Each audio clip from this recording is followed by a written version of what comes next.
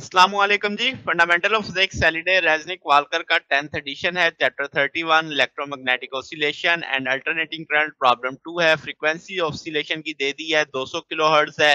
वो कहता है जब टाइम जीरो होता है तो प्लेट ए पे मैक्सिमम चार्ज होता है।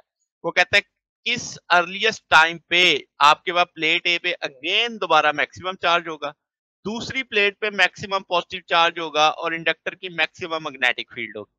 अब जनाबे वाला सिचुएशन के लिहाज से अगर हम देखें तो एक पूरा इंटरवल पूरा एक चक्कर काटना है, तो इसका मतलब अब आपके पास N T N over F आ जाएगा। टाइम पीरियड 1/f होता है, तो फ्रीक्वेंसी पता है, इसका रेसिप्रोकल करेंगे 5 माइक्रो सेकेंड आ जाएगा। अर्लीस्ट टाइम इसका मतलब सबसे पहला तो एन की वैल्यू 1 ही लेनी पड़ेगी, तो 1 लेंगे तो 5 माइक्रो सेकेंड आ जाएगा। तो इसका मतलब है कि प्लेट ए पे 5 माइक्रो सेकंड के बाद दोबारा उतना ही मैक्सिमम चार्ज आएगा। अब इसका मतलब अगर यहाँ पे पॉजिटिव है तो दोबारा पॉजिटिव इस पे एक पूरा चक्कर काटने के बाद ही आएगा। अब सवाल में था दूसरी प्लेट पे मैक्सिमम पॉजिटिव, तो अगर आप देखो यहाँ पे पॉजिटिव प्लेट अपर प्लेट पे और यहाँ पे पॉजिटिव नीचे वाली प्लेट पे मैक्सिमम, तो इसका ना आधा चक्कर कटा, तो इसका ना टी मुझे लेना चाहिए टाइम पीरियड का हाफ, जिसमें दूसरी प्लेट मैक्सिमम पॉजिटिव पे पहुंच जाती है। तो अब ए से ई वाली सिचुएशन आ गई, तो इसका ना हाफ टाइम पीरियड लग गया।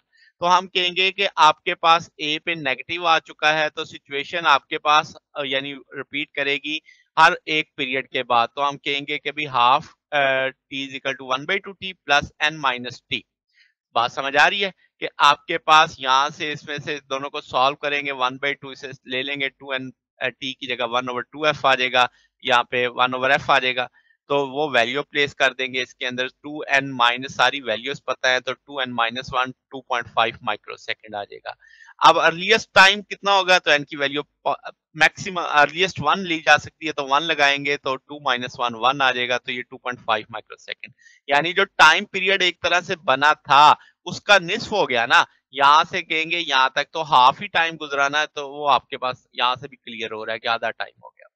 फिर वो कहता है कि इंडक्टर के पास मैक्सिमम मैग्नेटिक फील्ड हो, तो यहाँ पे देखो शुरू में कैपेसिटर के पास एनर्जी है, तो ये सारी इलेक्ट्रिक एनर्जी यहाँ तक जहां तक यहाँ तक आ जाते जाते मैक्सिमम मैग्नेटिक होती है। जब सारा कैपेसिटर खाली हो जाता है सारी एनर्जी इंडक्टर के पास है, तो वो टाइम अगर देखा जाए तो T/4 बनता है, आपके पास चौथा हिस्सा बनता है ए से सी के अंदर।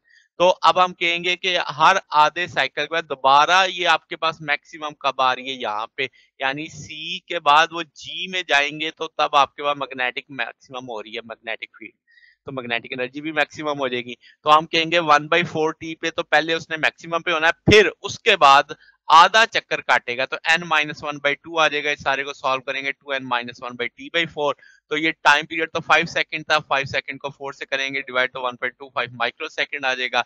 इस n की वैल्यू अर्लीस्ट 1 हो सकती है, तो 1.25 माइक्रो सेकंड के बाद ये पॉसिबल होगा। तो ये हमारे पास सोल्यूशन है जनाब। अगर आपको इसमें कोई बात पूछनी हो, डाउट हो, नीचे कमेंट्स में पूछ सकते हैं। वीडियो अच्छी लगी हो तो वीडियो को लाइक कीजिएगा, दोस्तों के साथ शेयर कीजिएगा, चैनल को सब्सक्राइब कर दीजिएगा।